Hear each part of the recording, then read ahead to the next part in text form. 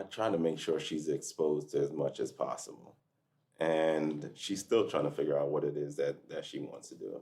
She believes right now that she wants to be an entrepreneur. She doesn't know what type of entrepreneur, but she knows that the traditional going to work for someone else is not for her.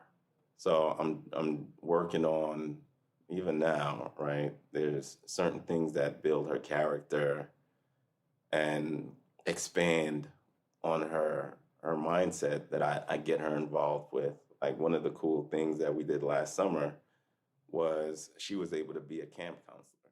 Hey guys, welcome to another episode of the Borderless Odyssey Podcast. I have Garth Robinson with me today in the studio. Welcome to the podcast, Garth. Thanks for the invite, Mike. Pleasure to be here and looking forward to this conversation, learning more about each other. Absolutely. So how are you doing today? I'm doing pretty good, man. It's been a really chill day. Got a few things done, including first run this morning, played some ball, won some games. Nice. Yeah, it's a good way to start the day. Absolutely. Tell us a little bit about yourself, where you're from, what you do, so people can get to know you, I can get to know you, and then we can start getting started on the conversations. Yeah, so I'm originally from Jamaica. I was born in Portmore, specifically, and I was raised there till about, I want to say it's between 6, 8. Had a nuclear family. My mom eventually came to the States so that she can get things going. And during that time, it was really my dad who was raising us. So it was me, my older brother, 2 years older, and then my sister. She was in and out the house because she went to boarding school for the most part. So one day we came home, and I mean, Jamaica was awesome, right? And just being a kid, you don't necessarily know any better. The standard of living, it wasn't great compared to how we live now or what we've known to, right? Yeah. Like my dad was doing well. He was an accountant for the rum company, the major rum company, Ray & Nephew. Wow. And he also ran the union for the rum company. And these are things that I came to find out over the years. But he ran the union for the rum company, and we were well-to-do. My mom in the States, I don't know exactly what their situation was at that time, but all I knew is that my dad was raising us, and then my mom would send barrels. I don't know if you're familiar with the barrels. Oh, for sure. Yeah, for sure. She would send like clothes and shoes and snacks. Everything that you know, when you go to the States, you want just about everything. Everything has to go.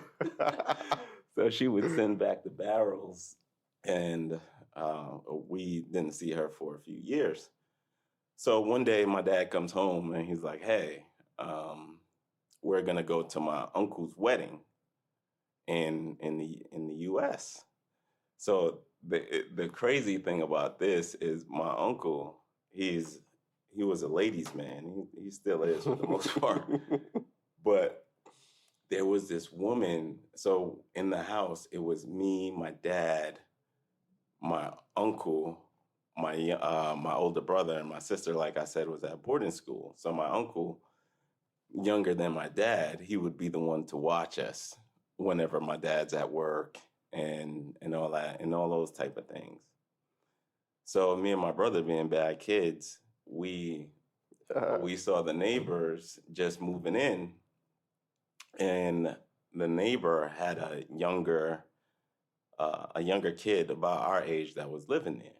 And we started battling with this kid, and we were just bad, like throwing rocks across directly across the house directly in front of us. So the next morning you go and you see it's like a cobblestone on these people's porch. It's crazy. And my uncle just knew we did it, right? And so he goes over there. We had to clean up all the stuff, and he ends up apologizing. And then from there, that turns into a budding relationship with this woman and my uncle. So they start dating. So fast forward a few years later, my dad comes back. He's like, yo, my uncle went to the States and he's now with this woman because she also had family in the States and they're living together. And he's like, yo, Uncle Peter's getting married. I was like, oh, that's what's up. Uncle Peter's getting married. So we go and we we go, we're having a great time. And I remember that wedding vividly, right? Where we're having a great time as young kids. Just turning up. Just turning up, having a great time. Then when it was time to go, my dad, he was like, hey, I'm going to go home, but you guys are going to stay here. So I stayed with the aunt in New York. Okay, so your dad went back to Jamaica, but you guys stayed back in the U.S. Yeah, okay. So he was like, hey, like I gotta go back to finish setting things up. He was like, but I'm gonna leave you guys here so that we can start to work towards moving here. Okay. So I grew up with an aunt in New York, my brother with another aunt in Virginia, and then my sister, when she finally came to the States, she grew up with an aunt in Philadelphia. Was that a part of the plan when you guys left Jamaica that we're all going, but you guys are staying back, or was it just a thing of no need to pack your bags, you staying? Yeah, so the interesting thing is it wasn't a part of the plan. When we initially left, we got on the flight and we hit the States. But at some point during that time, because my dad was the head of the union,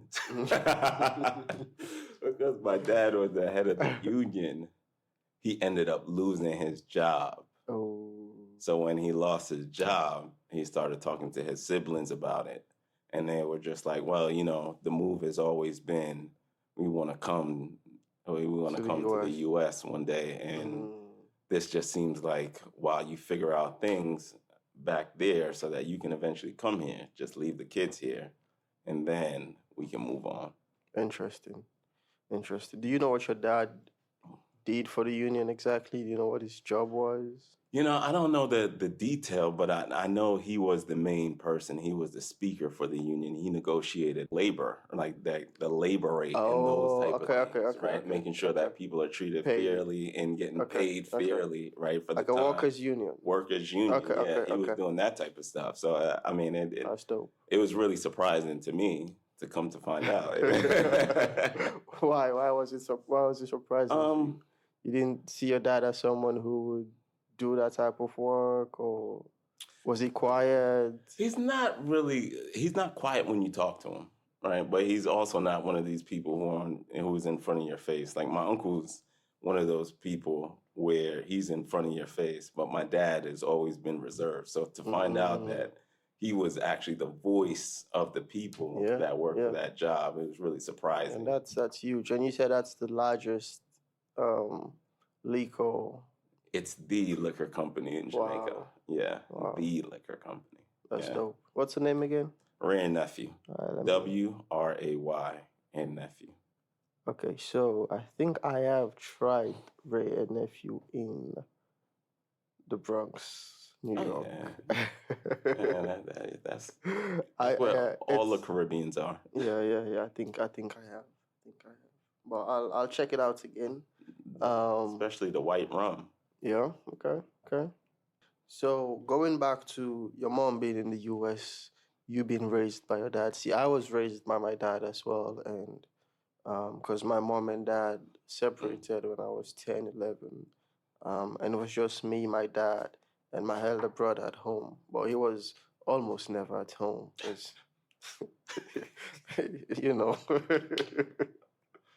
How was that like for you when it comes to like attention and him being there for you guys, or was it just a thing of your boys raise yourself? Because for me, that's what happened when my mom left. Yeah, we were fairly well off, right? To the point where we had a nanny. So, and he had a lot of friends. Plus my uncle, who was active in our lives, right? And my dad is very social, so he made it like he made friends with the teachers. So he would be working and we would be at home with this nanny for the most part. So it wasn't like we lacked anything that we truly needed. I wouldn't That's say dope. I wouldn't say that he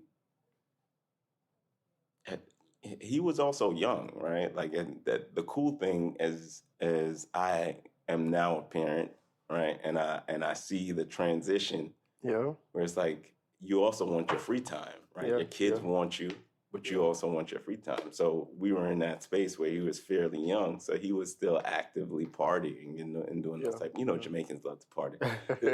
So he was actively partying and doing those type of things. So he would be home. He would help us with our homework. The nanny would also help us with our homework. My dad would more or less check it, and that was really it, right? He was definitely the disciplinarian. I was the youngest. I didn't really get in any beatings like that. I'll have to check in with Mike to to fact check that. Oh yeah, I mean he'll definitely confirm. He definitely got some beatings. I got away with a lot of stuff. A lot of stuff. Okay, so did you see your mom when you came for the wedding in New York? No. Uh Actually I want to say yeah, I did. But it may have been like once or so. So the the dynamic is interesting, right? Where at some point they broke up. Uh, and being raised by my dad's side of the family, they wouldn't allow my mom to see us at all. Like my mom was in New York, and there was one point where she couldn't even come in the house. Wow. Yeah, so um, yeah, I mean that was now looking back, and then like definitely you don't do that type of stuff to kids. It was sort of weird, but she made sure that we had everything that we needed, right? Whether or not she was seeing us, we Yeah, had yeah. all the clothes we can ask for. We always had money. She was a nurse here. She's still a nurse. Uh, like she made sure that we had like the cool thing was, or one of the cool things was like she made sure that we had all the J's before they came out. I don't know how she got the hookup on that, but there was this spot that was around the corner from her called Bob's Sneaker Corner, and she would pay an extra $50, $100 Just to make sure we had the shoes at least a Yeah. week before it came out. Damn. So while she wasn't not any fault of her own, while she wasn't immediately present, she tried her best to be present financially and that type of stuff. Yeah, Yeah. yeah. I mean, I think that's dope. I think that's dope. You know, it's hard with family dynamics, honestly, when mom and dad go their separate way and there's a kid involved. It's Yeah. always complicated. If the mom has the kids, doesn't want the dad to see the kids. If the dad has the kids, doesn't want the mom to see the kids. Sometimes it's the families. But it takes a toll. It takes a toll on the kid that I don't know if our parents do consider like how would this be affecting the kid if I let the mom not see them or I let the dad not see them, or do they just do it because I don't like this woman anymore, I don't like this man anymore, so I don't want them associated with my kids anymore. It's very complicated. We see that happening almost everywhere, if not everywhere in the world today. The solution, who knows? Probably just a human thing. It's human nature. Um, but now you're a parent, you have a kid as well. Um, and are you like, what are you doing in your own family, in your own small family you have today that, would raise like a healthy, to create like a healthy family for you, your wife, and your kid? Yeah, no, I mean, just given the situation that I grew up in, I make sure that I'm conscious of it, right? So me and her mom, we aren't together anymore. And we met in undergrad and dated off and on after, and it eventually fizzled out, right? And once we decided that we weren't going to be together anymore because of the way that I was raised, I was like, hey, look, she was from the Virginia Beach area, Newport News. She eventually moved to the DC area so that we can switch every week. So it's been one of those things where ever since we broke up, it's always been like clockwork. At one point it was Sundays we were meeting, and then it switched to Mondays, which made things easier for everybody because you pick her up right after school on your day of transition. Okay. So I make sure that I dedicate time to her, right? Like we read together. We we go grab either lunch or dinner together, more than likely ice cream, and then we talk during that time. And then like one of the things that we developed over time was like watching movies. So scary movies is our thing. I remember when she was like 3 years old. When she was like 3 years old, and man, not The Exorcist. What is it called? The one with Annabelle. Annabelle. Yeah, I think it's Annabelle. Yeah, she was like 3 years old, and we were watching Annabelle together. And really, from that, like she developed a liking for watching scary movies, but more importantly, it became our thing, right? Where we watch scary movies together. Yeah, that's dope. Yeah. So spending more time and just giving that the attention. I think that's good. And you said something earlier about you being aware of the conditions and environment you were raised in, and I think that's the first step, because a lot of people do not become aware of that. They just keep on moving on, making the same mistakes, and they're never aware that, oh, I'm doing the same things my parent did, and I should be doing something different to create a different environment. 9 out of 10 times, they say hurt people hurt people. Yeah. And 9 out of 10 times, if I just keep doing the same thing, my parents did, just because, it's our culture, this is how I was raised, and I'll keep on doing the same mistake to my kids, and they'll keep on leaving that same pattern for generations to come. So I think that's a huge step. Leaving Jamaica, moving to New York, you mentioned DC. So you've actually lived in different places, different states, different countries. How has that shaped your communication skills, patterns, and just your ideology about the world that we live in? Yeah, that's a good question. I've always been fairly reserved and to myself, right? Like I've always tried to. I was always the person that was probably doing the bad thing, but no one realized that it was me because I've always been the quiet, like chill person. No one suspects Garth. So in New York, there was nothing but Caribbean people. So when you go there, it's nothing but Caribbean people mixed in with African American people, and then you have, in the part that I grew up in the Jamaica Queens, and then you have some other minorities there, right? Like you have, including like Indian Caribbeans. Mm-hmm. Didn't necessarily interface a lot with any Caucasians or anything like that outside of that. So like it was heavy, just Caribbeans and just about everybody that looked like me. So I went from one space where it was completely me, people who look like me in Jamaica, and I transitioned to New York, where it's like people who still look like me, they talk like me, and I mean literally talk like the patois and all that type of stuff. Like they spoke like me, and there was a sprinkle of white people, right? So then I transitioned from there to Long Island, where now you start to see predominantly white, right? Where at the majority of the people, they no longer look like me, but the people within the neighborhood that I lived in, they still look like me. They don't necessarily speak like me, but they still look like me. And there was a common bond there. Interesting. So as I went through high school, navigating that, high school was great. I loved high school. And I had a good group of friends, and being straightforward, they all looked like me. They were all African American.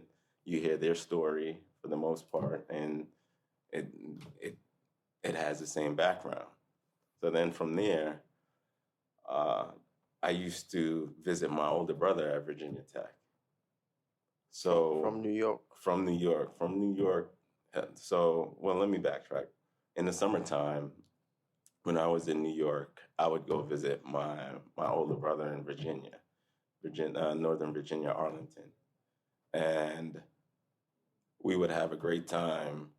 So eventually, by the time that he went to college, he's like, "Hey, come check this out. Like, this is what the next step looks like." Because one of the things that my parents and my aunts, uncles, everyone who had a hand in raising us, they're like, the utmost important thing is education. Before I even knew what college was, I knew I had to go. The typical immigrant story. Yeah, it's like you got to be a doctor or some sort of businessman. Yep. But I knew I had to go to college. So seeing my older brother go to college, and now that's broadening my perspective. This beautiful campus in the mountains, rural, there's cows, all those things. How old were you at that time? I was probably like 15. Okay. Yeah, so I was like 15, New York, like city of New York. Yeah.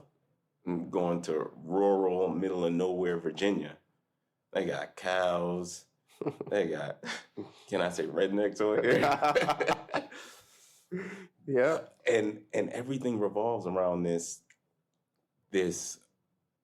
college town and this football team centered school. Right? So interesting. And you see people now the first few times when I went there, my brother and his friends, they would just me and my other cousin take us to the parties and that type of stuff. 15 in the parties. So we'd be in the parties, hanging out, all those things. It's like, oh, okay. I'm starting to get an idea what college is like, the freedom. You're walking the campus and you're seeing where you're fending for yourself. You also have an obligation to make sure that you're doing what you're supposed to be doing. Yeah, yeah. But my brother, he wasn't necessarily doing what he was supposed to be doing, right? He's a very smart guy, but at that point in his life, he was just like party. So when it came to my time to go to school, like my grades weren't great. They were okay. They were well enough. And I still, to some extent, thought I was going to be a basketball player at 5'8". So at any rate, I end up going to a 5'9". I end up going to Virginia State with some of my other brother's friends. And Virginia State was crazy. Actually, one of my boys from high school also went to Virginia State, and he went on a football scholarship. Nice. So Virginia State was crazy because it's a HBCU, historically black college. So I get there, and it's nothing but people that look like me. I'm like, oh, this is love, right? So then when you start to really settle and you see what's going on in Virginia State, the campus, it's supposedly secure, but it's not, right? There's this clash between New Yorkers and DC people, and Richmond is somewhere in there. That's wild. So people were getting killed. For real? Yeah, people were getting killed. And on the campus, like, students were actively being killed. Like, damn. You talk to people and they'd be like, oh, Virginia State is great. They have all these beautiful women, all that, and which they did. They definitely did. But then from a safety standpoint, it's like you don't go from one project to go Yeah. to a secure space where you think that nothing like this is supposed to happen. Yeah. And you see people active and you hear people actively getting killed, right? You're getting messages from the the main office or whatever that, hey, so and so was murdered last night, Wow. and this is an ongoing investigation. Like one of the, I mean, I don't even want to talk about that story, but like, yeah. So my boy that went to school with us, right? Again, it's the same thing. New York, DC, Richmond. Like people will all look alike, butting their heads over God knows what. So one of my boy that I ended up going there with, he's like, "Yo, I'm getting the fuck out of here." And it was like a group of New Yorkers who was like, "Yo, I'm getting the fuck out of here." So my boy, first semester, like we all ended up making sure that we got our grades right. And first semester, he transferred back to New York, CW Post, so that he can play football. He's actually doing very well today. Then the other group of friends, they transferred at the end of the year with me. And the conversation was, are we going to go to Hampton? They, like, all of us were looking at going to Hampton. And then I was looking at going to Virginia Tech. So I went back and forth with that for a while. And while Hampton was different in the fact that it seems secure and it's one of the higher rated HBCUs, I was just like, look, I've experienced this shit before. I'm not doing that again. Yeah. So I ended up going to Virginia Tech with my older brother. So while I was at Tech, I ended up doing the same thing. Like I was partying and having a good time. And got my degree and got out of there. But it was certainly different because it gave me a perspective that I didn't have before. Yeah. Right? Because I'm around a group of people who all think the same. And the reason why they think the same is because this is all they know. Yeah. So I experienced that in New York. I experienced that in Virginia State. And then when I got to Blacksburg, where Virginia Tech was, everyone isn't thinking the same because everyone has a different background and more diverse. Yeah. Right. It's a more diverse cultural, socioeconomic backgrounds, right? So you start having different conversations, which then expand your thought process. So I'm no longer the person that I was, 4 years ago, just because I now, or better yet, not even 2-3 years ago from when I left Virginia State, because I'm no longer in that sphere. Circle. Right. Yeah. So yeah, no, I mean, Blacksburg was definitely good for me, and I've already had the conversation with my daughter, make sure that she goes to school somewhere outside of DC, so that she can get that perspective as well. Yeah. I think that's key. I think that's key. First of all, I mean, situation in Virginia State is it Virginia State? Virginia State. Yeah. I mean, that's horrible. That's horrible.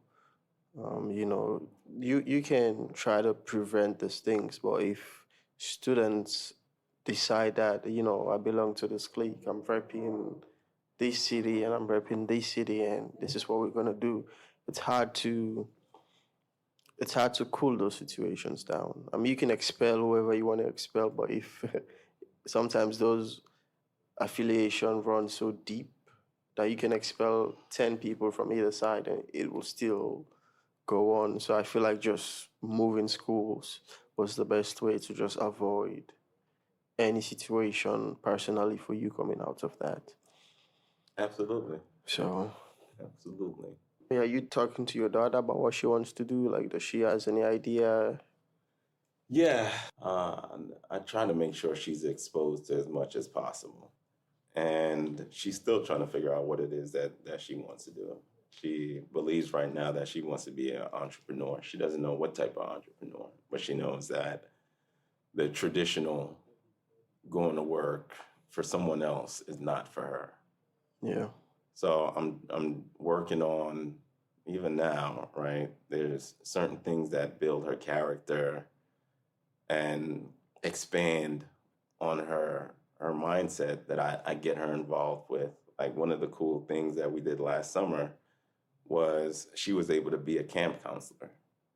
She wasn't of the age to be a camp counselor, but because we have a family member who owns a camp, she was able to experience that, learn how to guide the young kids, and also talking with her peers. Yeah, that's dope. So she's like, yo, I hate kids. So I'm like, oh, okay, that's cool, right? At least you know you don't want to deal with kids. And she's like, yo, I don't want to be a teacher. I was like, okay, fine. Yeah. Then what's the next thing? And it's just like trying out different things until we figure out what hits. What she wants to do. Yeah.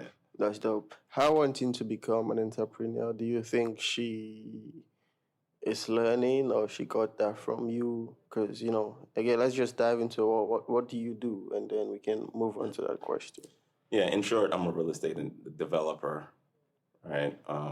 Real estate developer and investor. So I own small multifamily throughout the DC area. I've also done some syndications outside the DC area. And I'm looking to expand on my portfolio, specifically within DC, if it's 4 units, because I know that business model in and out.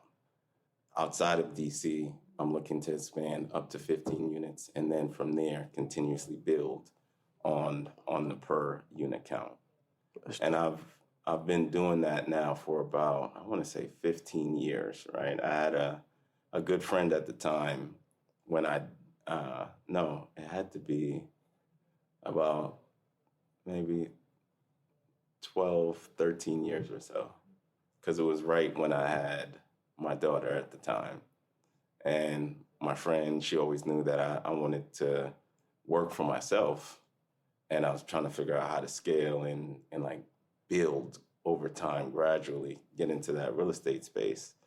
And she introduced me to this program where you can find homes online, the HUD Home Store. You find these foreclosed homes, you buy them, you fix them up, you're getting them at a discounted price, and then you put a decent, it wasn't even a lot of money into it. And from there, I really started to get the business model of how to scale it from there. So to answer your initial question, yeah, I do believe she sees the way I operate. Like the majority of, so my brother is also an entrepreneur. So everyone that she's around is active entrepreneurs and all doing their own thing. My sister is also an entrepreneur. So she sees what it could afford you as long as you're able to figure out what it is that you want to do, dedicate yourself to your craft and build on your craft. Absolutely. What have you always wanted to be an entrepreneur personally for you? Or is this something you thought about down the line? Like, when did that spark emerge for you? Yeah, I've always wanted to be an entrepreneur. Like, I remember being in high school where there was a point where I was selling candy to other kids. Right? And I'd buy a candy bag, I'd buy a bunch of candy for $5, sell it, and at the end of the day, I'd have 20. Rinse, repeat, and continuously do that. Yeah. I was like, oh, that's what I want to do. Yeah. Sort of like her, I didn't know what form it would be in. And then over time, there was just something about buildings that I've always loved. The crazy thing, one of my good friends that also transferred from Virginia State, he told me he ran into one of our other boys from Virginia State. And this was like, I want to say it was last year, he told me. And he was like, yo, this person was like, yo, is is G still doing or trying to do real estate? So it's like to think about it when it was like 14 years Right. of I've always known that's the space that I wanted to be in. Yeah. But it's just how I'm gonna do it was always the part I've worked on figuring out. Yeah. That's dope. So what's the plan for you? I know you say you want to expand, but what's the plan? Like, do you have a number of units you're gonna get to where you're like, okay, I'm just gonna manage these, or are you always gonna try to like move on to the next unit? Yeah, Do you have a number in mind? I don't have a number in mind. I'm trying to acquire one small multifamily a year, and that's the 4-unit. Trying to work on one development a year, and then looking to acquire that 10 to 15 units. So if I can do 3 of those a year over time, however that shapes up, of course, it's not always going to hit off like that, where it may be one of those, right? Yeah. And then the next year is the next one. But over time, just gradually build my portfolio that way. How do you find tenants? Do you have a website? Do you have like how do you get people to come? Do you have a property management company helping you out? How do you manage all of these? I manage them all myself. So at one point I did have a property management company that were horrible.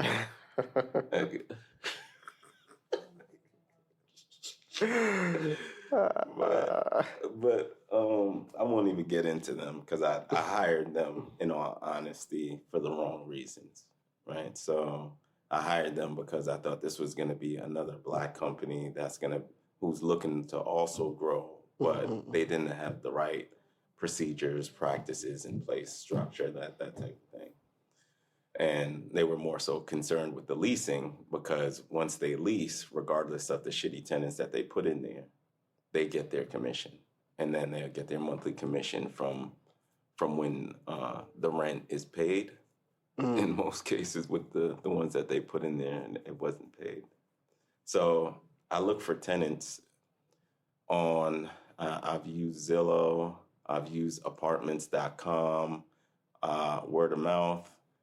One of the things that I do believe in, because I'm conscious about buying properties in good neighborhoods. So one of the things that I do is I also do the voucher program. DC has a decent voucher program. And the reason why I do that is because like me, when I was in New York, at Virginia State, I was around the same people.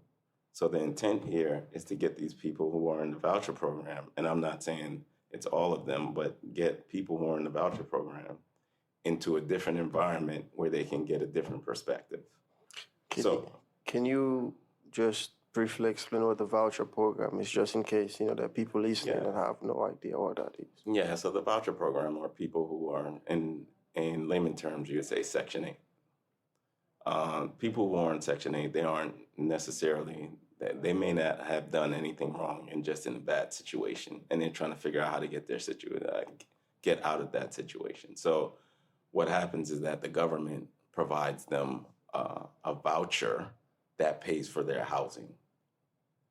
And the people that I've experienced from Section 8, they're just well-to-do people for the most part who are just trying to figure out, how do I get out of this situation? How do I get on my own so that I can then be self-sufficient? Right. But when I have a building, I make sure that there's a Section 8 tenant in there for 2 reasons. The first is that it's helping them because it's in a good neighborhood, and then they're also around people of different demographics. Yeah.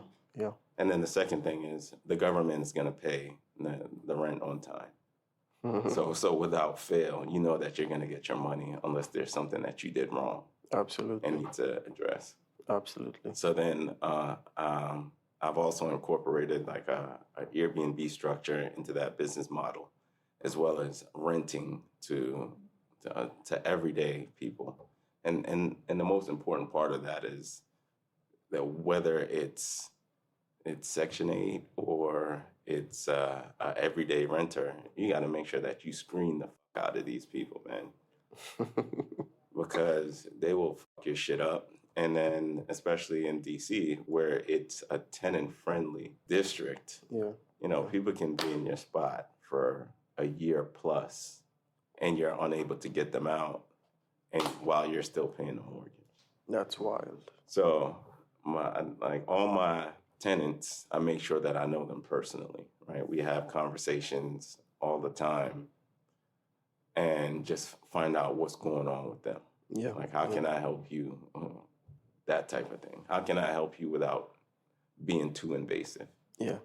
Have you ever had a situation where and this just popped in my head, given tenant-friendly laws that are in DC, ever had a situation where you get a tenant and you say, okay, the rent is $2,000 a month, and then they can afford it down the line, and you're like, okay, give me $1,000 a month, just so we can, at least be moving forward with this instead of not paying me anything.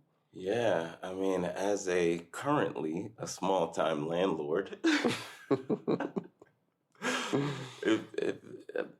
if somebody's unable to pay, I got to figure out how to come up with that money, and I got to make sure that I have reserves in place in order to cover whatever shortfall there is. Yeah. So there's been several tenants that I've had where there's one specifically that I can think of that was on this. I didn't realize, again, the property management company, they put somebody in there that was on a short-term voucher program. I thought it was a long-term voucher program. Mm-hmm. So apparently it's just getting the people stabilized for the first 2 months. And then after that, they're pretty much on their own. So this person, they weren't bad tenants. Over time, they started to have some troubles. And I came up with payment plans, referred them to different organizations that they can reach out to who can help. But there's only a certain amount of time where you can reach out to these organizations in order to help you. There's a cap. So after that, you got to figure out like how you're going to move forward. Interesting. So yeah, there's been many of those, and situations. And every time things like that happen, it's just like, okay, like you got to be able to refine the screening process so that you can see things like this coming and try to prepare yourself as best as possible, or better yet, avoid it. Avoid it. Easy peasy. Yeah. If you don't got to deal with it, you ain't got to deal with it. Just talking about all this, 2 questions. First, you're growing, you're looking at expanding. Have you thought about hiring someone to help you with the planning or, the screening process, or just taking care of the apartments down the line? And then secondly, I mean, you have so much knowledge about this. You've been doing this for the last 10, 15 years. Maybe organize a seminar or class where you can actually pass down some of this knowledge. Because I'd love, I mean, I know we talk, but I'd really, want to know more. And I'm sure that people out there would want to know more as well about how you can, like, just the model you've created for yourself that's sustainable and that you're doing. Like, how can you share that information to other Black men, or they don't even have to people out there, basically? Yeah, I've been thinking about scaling a lot, and I think last year I was really trying to figure out how to do it quickly, right? Because last year was the first year I was on my own, and I planted a lot of seeds last year that are coming to fruition this year. And what I came to realize is like I had to slow down a little. When it comes to property management, I'm a huge believer in.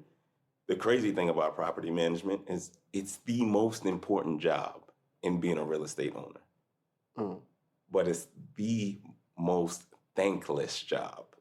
Is it thankless? Thankless. Thankless. That these people, they aren't paid that well, and they're not treated that well. And plus what they have to deal with on a daily basis. So eventually I do want to get to the point where I am screening, I'm handing it off to someone, but the step would be I'm going to hand it off to someone once my portfolio gets to that point. But I'm always going to be involved. I'm always going to want to see everything. Absolutely. Everybody that's going into the unit, I want to see what their screening look like so that I can make that final decision. And then once we of the same mindset on who comes in, then I'll say I'll be more comfortable with letting it go. But I can't necessarily say that I'll ever be that comfortable. Hence why I'm saying eventually I get to the point where I have a property management company. Yeah, makes sense.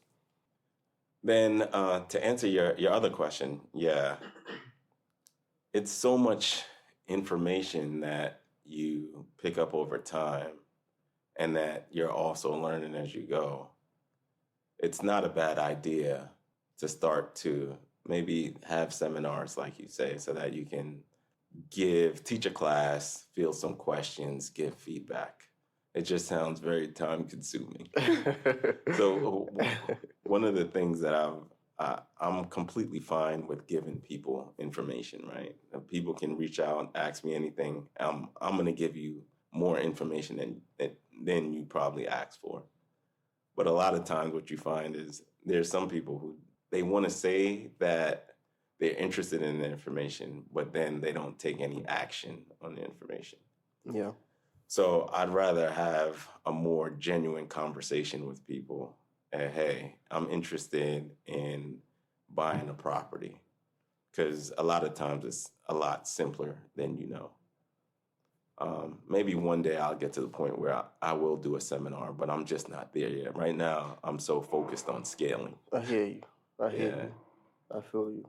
Well, I mean, it's been wonderful having you come here and, getting to know you more and your story. All the way from Jamaica, moved to New York, and then the DMV area. What's the biggest lesson you've learned so far in life? And, just to close, what advice would you give to people out there listening?